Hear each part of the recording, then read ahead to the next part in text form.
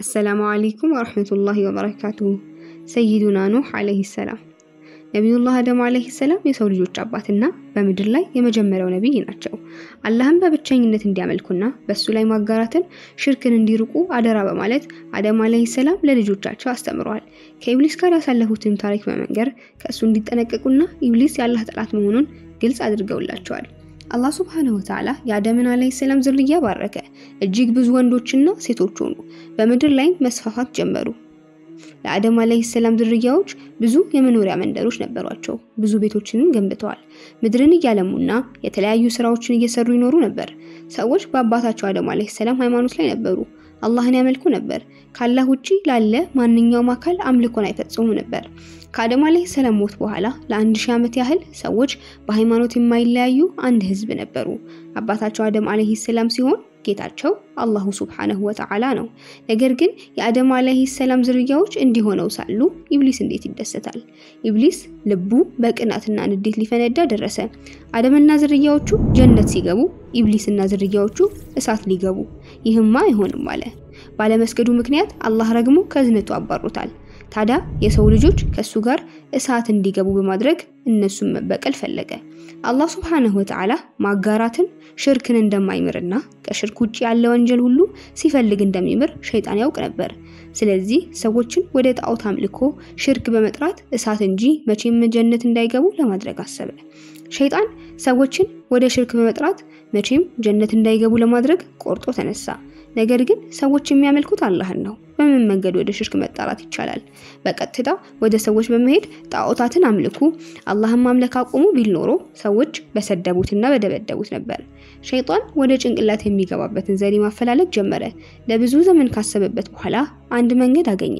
እሱም ሰዎች ሷሊሖችን ደጋግ ሰዎችን በጣም ይወዱ ነበር። ይሁዲታቸው ድንበር እንዲያልፍ አድርጎ ቀስ በቀስ ሷሊሖቹ እንዲመለኩ ለማድረግ ረጅም እቅድ አቅዶ ተነሳ። በአደም ልጆች መካከል 5 በጣም ደጋግ አላህ ባሮች ነበሩ። አላህን ይፈራሉ፣ ቀንና ሌሊት እሱን ያመልካሉ። ብዙ በሆነም ዚክር ያውሱታል፣ ያልቁታል። ሰዎችም አላህን እንዲገዙ ያነሳሱ ያስተምሩ ነበር። እነዚህ አላህ ደጋግ ባሮች አላህን በጣም ይወዳሉ። አላህም እነሱን ይወዳቸዋል፣ ዱዓቸውንም ይቀበላል። እነሱም አላህ በቁርአን እንዳወሳቸው ወድ፣ ሱዋዕ፣ የሁዝ፣ ያዑቅና ነስር ይባሉ ነበር። ሰዎችም እነዚያን ሳሊሖች በጣም ይወዱና ያከብሩ ነበር። ሸይጣን ይህንን ጠንቅቆ ያውቃል። እነዚህ 5 ደጋግ አላህ ባሮች ተራ በተራ ሞቱ።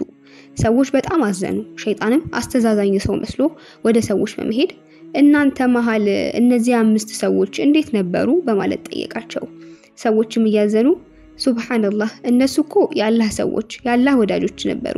እነሱኮ አላህን ቢጠሩ ይቀበላቸዋል፣ ቢጠይቁት ይሰጣቸዋል አሉ።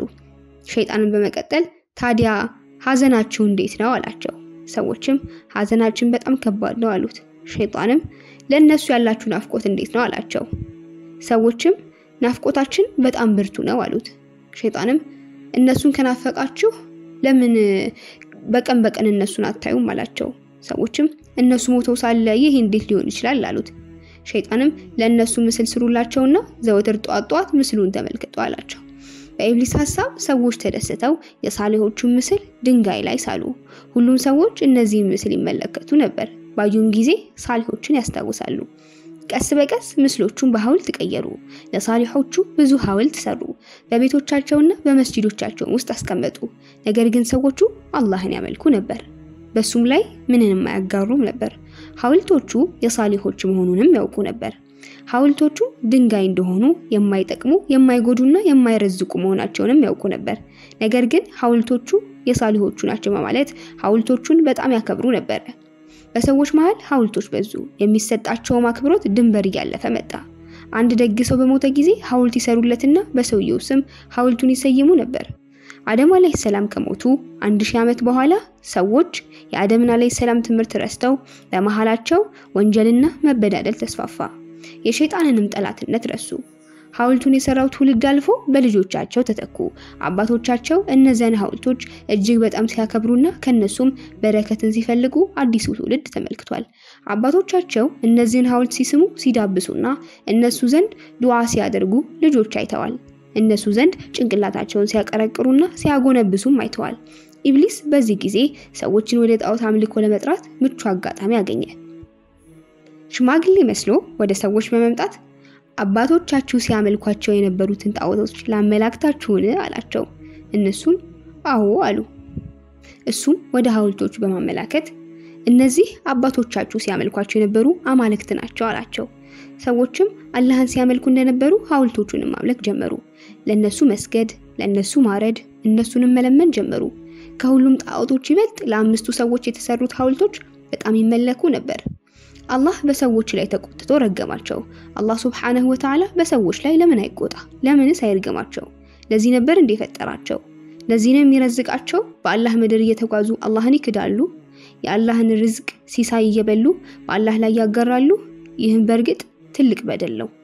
አላህ በሰዎች ላይ በመቆጣቱ ዝናብን አቋረጠባቸው፣ ኑሯቸውን አጠበበባቸው፣ የእርሻ ምርት አነሰ፣ የእንስሳት እርባታቸውን ማነሰ። ነገር ግን ሰዎች ይህንን አልተገነዘቡም፣ ወደ አላህ አልተመለሱም።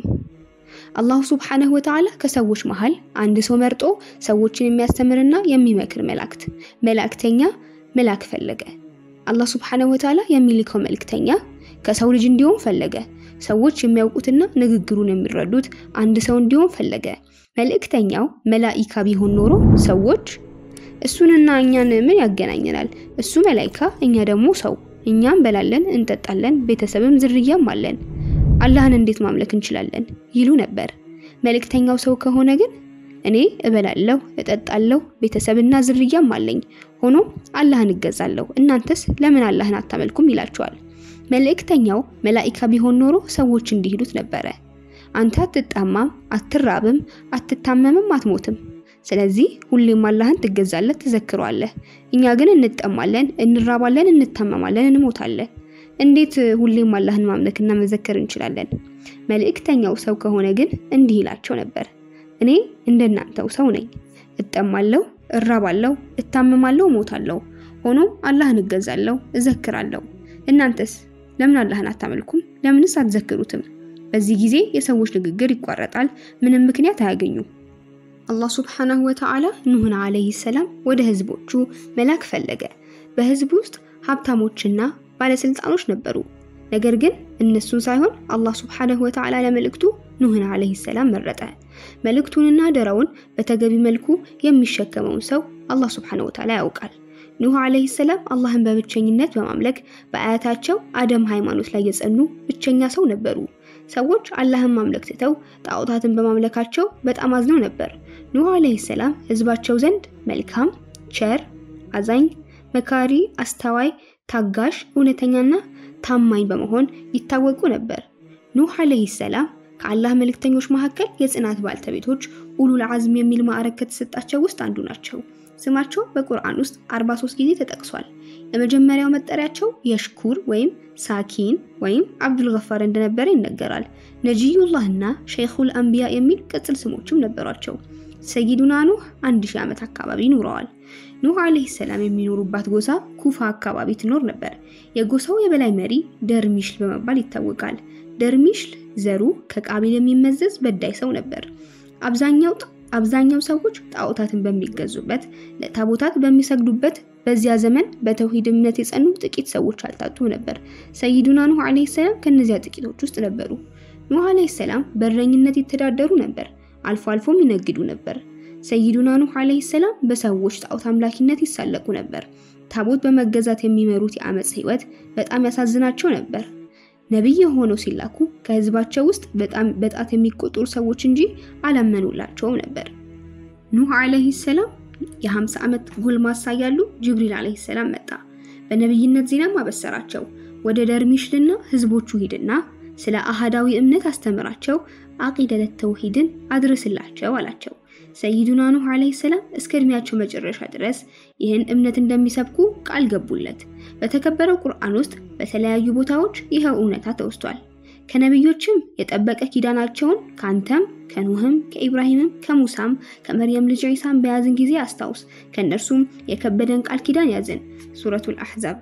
ኑህም ወደ ህዝቦቹ በእርግጥ ላክን አላቸውም፣ እኔ ለእናንተ ግልጽ አስፈራሪና አስጠንቃቂ ነኝ። አላህን እንጂ ሌላን አትገዙ። እኔ በእናንተ ላይ የአሳማሚን ቀን ቅጣት እፈራላችኋለሁና። ሱረቱል ሁድ። ኑህ አለይሂ ሰላም መጀመሪያ አካባቢ በሚስጥር ጥሪያቸውን ጀመሩ። ከጊዜ በኋላ ግልጽ አደረጉት።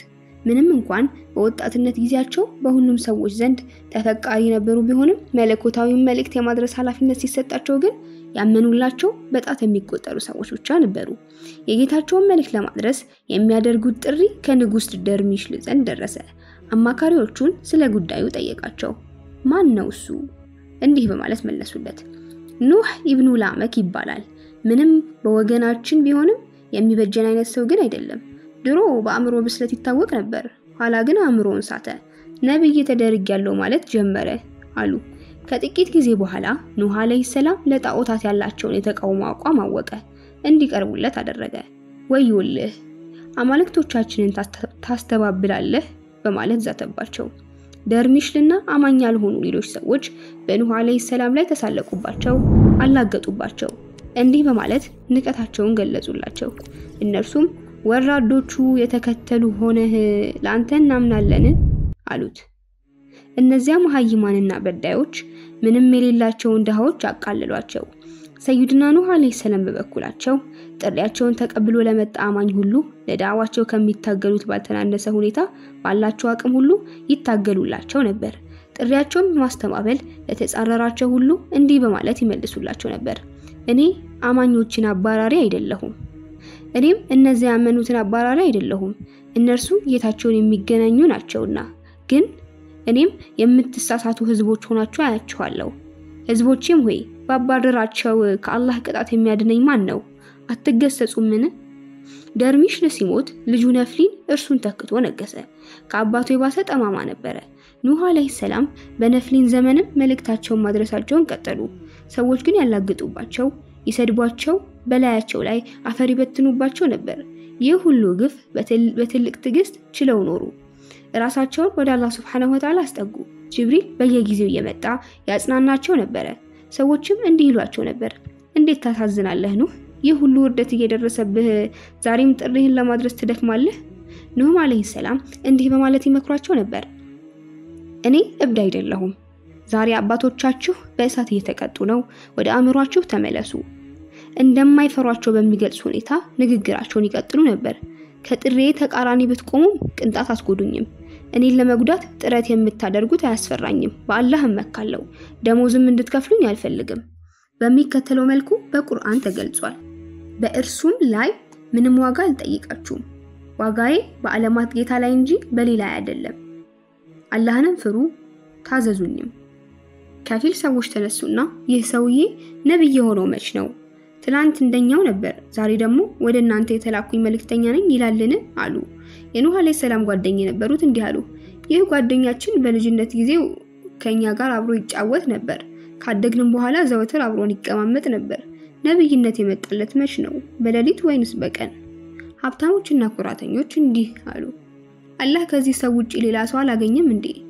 ከዚህ ደሃ በስተቀር ሌላ ሰው አላገኘም? አላዋቂዎች ደግሞ እንዲህ አሉ።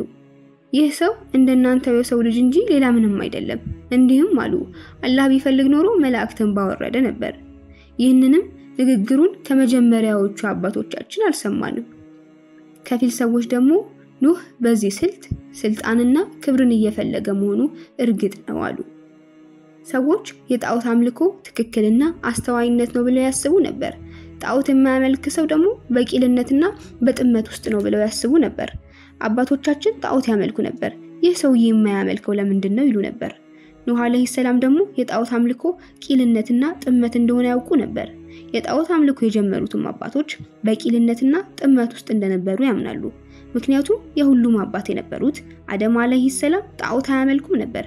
ይልቅ እሳቸው ያመለኩት አላህ Subhanahu Wa Ta'ala ብቻ ነበር። ሰዎች የፈጠራቸውን አላህ ማምለክ ትተው ድንጋይ በማምለካቸው በግልጽ ቂልነትና ጥመት ውስጥ እንዳሉ ነብዩላህ ኑህ አለይሂ ሰላም ያውቃሉ። ኑህ አለይሂ ሰላም በህዝቦቻቸው መሃል ተነስተው ከፍ ባለ ድምጽ እንዲህ አሉ። ወገኖቼ ሆይ አላህን ተገዙ። ለእናንተ ከርሱ ሌላ ምንም አምላክ የላችሁም። እኔ በእናንተ ላይ የከባዱን ቀን ቅጣት እፈራላችኋለሁ። ኑህ አለይሂ ሰላም ህዝቦቻቸው አምነው አላህን እንዲገዙና ጣዖትን እንዲርቁ ብዙ ታገሉ።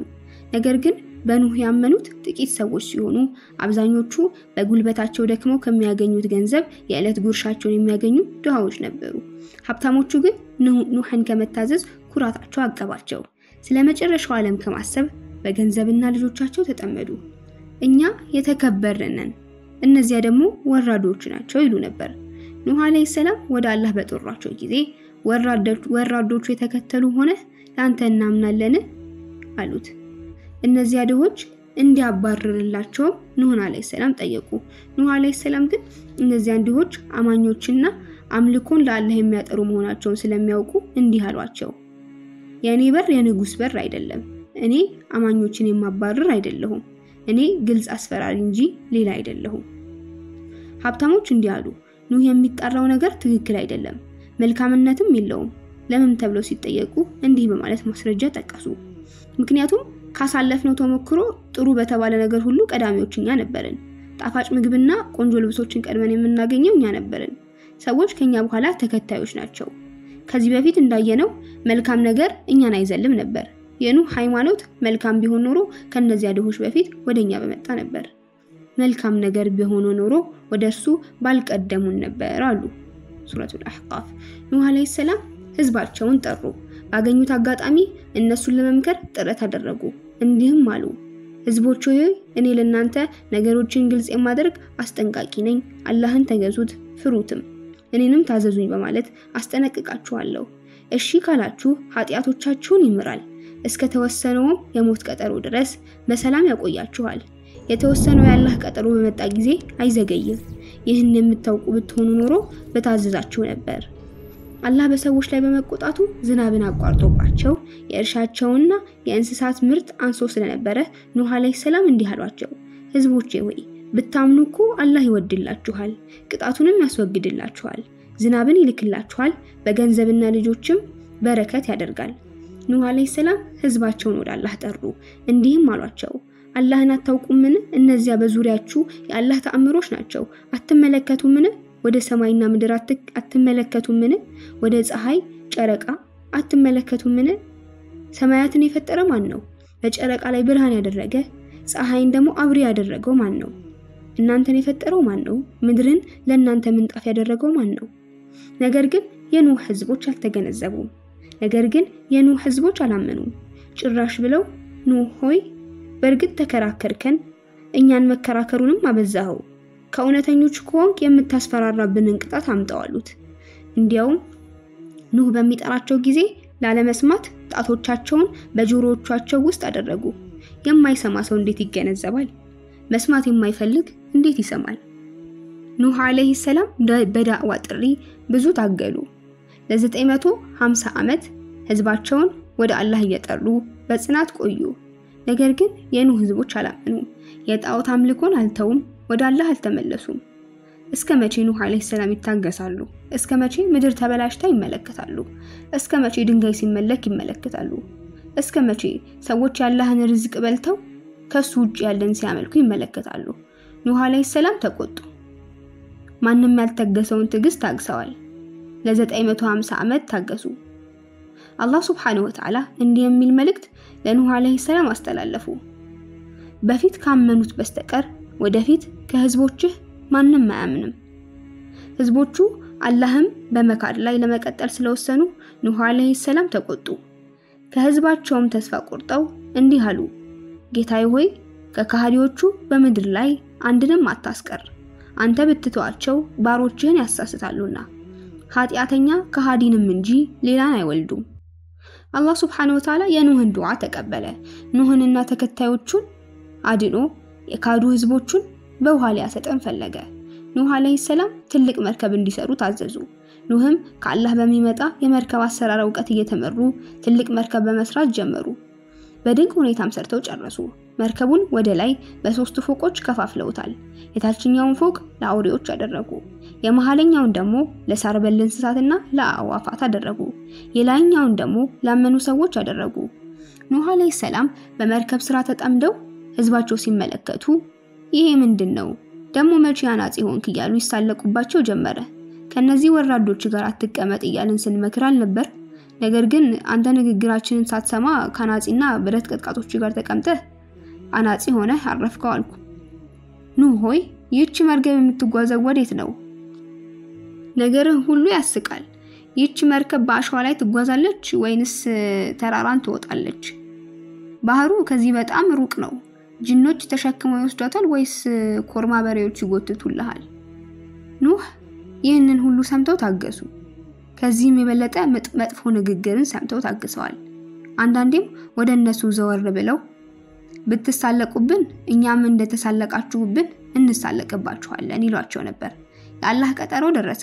አላህ ይጠብቀን። ሰማይ ውሃ መያዝ የማይችል ወንፊት ይመስል ያለማቋረጥ ብዙ ውሃ ማዝነብ ጀመረ። ምንጮች ሁሉ እየፈነዱ ምድርን ማጥለቅለቅ ጀመሩ። ሰዎች በሁሉም አቅጣጫ በውሃ ተከበቡ። በጎርፉም ተውጠው የለቅሶ ሲቃ ውስጥ ገቡ። በመርከቡ ውስጥ ከየአይነቱ እንስሳ ሁሉ ሁለት ወንድና ሴት ቃል ያለፈበት ሲቀር ቤተሰቦችንና ያመነንም ሰው ሁሉ ጫን።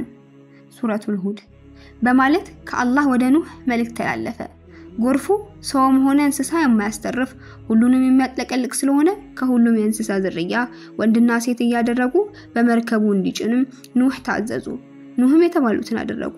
በመርከቡ በኑህ ያመኑ ሰዎችና ከሁሉም የእንስሳ ዝርያ ወንድና ሴት ሆነው ተሳፈሩ። መርከቧም እነሱን ይዛ ተራራ በሚመስል የውሃ ማዕበል ውስጥ መጓዝ ጀመረች።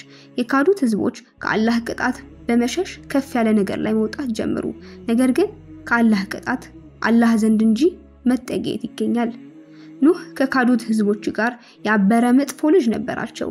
ኑህ አለይሂ ሰላም በጎርፉ መሃል ልጃቸውን ተመለከቱና ልጄ ሆይ ከኛ ጋር ተሳፈር፣ ከካዲዎችም አትሁን ሲሉ ጠሩት። ልጁም ከውሃው ወደሚጠብቀኝ ተራራ እጠጋለሁ አለ። አባቱ ኑህም ዛሬ ከአላህ ትእዛዝ የሚጠብቅ ምንም ጠባቂ የለም እርሱ ያዘነለት ካልሆነ በቀር አሉት። በዚህ ሁኔታ ሳሉ በድንገት ማዕበሉ ሁለታቸውን ለያየ። ልጁም በውሃ ከሰመጡት ሰዎች ሆነ። ኑህ አለይሂ ሰላም በልጃቸው ጉዳይ በጣም አዘኑ። የአብራካቸው ክፋይ ሆነው እንዴት አያዝኑ? ልጁ ዛሬ ከውሃው ስላልተረፈ ነገ በዕለተ ትንሣኤ ከእሳት እንዲተርፉለት ኑህ አለይሂ ሰላም ተመኙ። እሳት ከውሃ ይበልጥ የበረታ ነው። የመጨረሻው ዓለምም የአኺራ ቅጣት ከዚህ ዓለም ቅጣት ይበልጥ አሳማሚ ነው። ስለዚህ ኑህ አለይሂ ሰላም አላህ ዘንድ ለልጃቸው ማማለድ ፈለጉ። ኑህ እንዲህ በማለት ጌታውን ጠራ። ጌታዬ ሆይ ልጄ ከቤተሰቤ ነው፣ ቃል ኪዳንህም እውነት ነው። አንተ ከፈራጆች ሁሉ ይበልጥ አዋቂ ነህ። ነገር ግን አላህ ወደ ተግባር እንጂ ወደ ዘር አይመለከትም። ከአላህ ውጪ ያለን ነገር ላመለኩ አጋሪ ሰዎች የሚደረግ ምልጃ አላህ Subhanahu Wa Ta'ala አይቀበልም። ልጅ እንኳን ቢሆን የሚያጋራ ሰው የነብይ ቤተሰብ አይደለም። ይህንን ቁም ነገር በማስተዋወስ አላህ Subhanahu Wa Ta'ala ለኑህ እንዲህ አለ። ኑህ ሆይ እሱ ከቤተሰብህ አይደለም። እሱ የሚሰራው መልካም ያልሆነ ስራ ነው። ዕውቀት በሌለህም ነገር አትጠይቀኝ። እኔ ከሚሳሳቱ ሰዎች እንዳትሆን እገስጽሃለሁ። ኑህም ይህን ሁኔታ አስታውሰው ወደ አላህ በመመለስ ጌታዬ ሆይ ዕውቀት በሌለኝ ነገር የምጠይቅህ ከመሆን ባንተ ተጠበቃለሁ። ባትምረኝና ባታዝንልኝ ከከሳሪዎቹ ሆናለሁ አለ። አላህ Subhanahu Wa Ta'ala የፈለገው ነገር በተፈጸመና ከሃዲዎች ሰምጠው በጠፉ ጊዜ በአላህ ትእዛዝ ምድር ውሃዋን ዋጠች፣ ሰማይም ዝናቧን ያዘች። ጁዲይ በሚባልም ተራራ ላይ መርከቢቱ ተደላደለች። ለካሃዲ ሰዎች ጥፋት ተገባቸው ተባለ። ለኑህም ከመርከቡ በሰላም ውረድ ተባለ። ኑህና በመርከቡ ውስጥ የነበሩት ፍጡራን ከመርከቡ ወርደው በሰላም በምድር ላይ መራመድ ጀመሩ። የካዱት ሰዎች በመጥፋታቸው የሰማይም ሆነ የምድር ነዋሪዎች አላለቀሱላቸውም። የምድር ህይወት ለሁለተኛ ጊዜ ወደ ጤናማ መስመር ተመለሰ። በምድር ላይ ደጋጋማኞች ብቻ ይኖሩባት ጀመር። አላህ Subhanahu Wa Ta'ala የኑህን ዝርያ ባረከ። ሳም፣ ሃምና ያፌስ የሚባሉ ወንድ ልጆችን ሰጠው። የነሱም ልጆች በምድር ላይ ተስፋፍተው ምድርን ሞሉ። ከኑህ ዝርያ ብዙ ህዝቦች፣ ነቢያቶችና ነገስታቶች ተገኙ። ስለዚህ ኑህ አለይሂ ሰላም ከአደም በኋላ ሁለተኛ የሰው ልጅ አባት ተብለው ይጠራሉ። በዓለማት ውስጥ በኑህ ላይም ሰላም ይስፈን።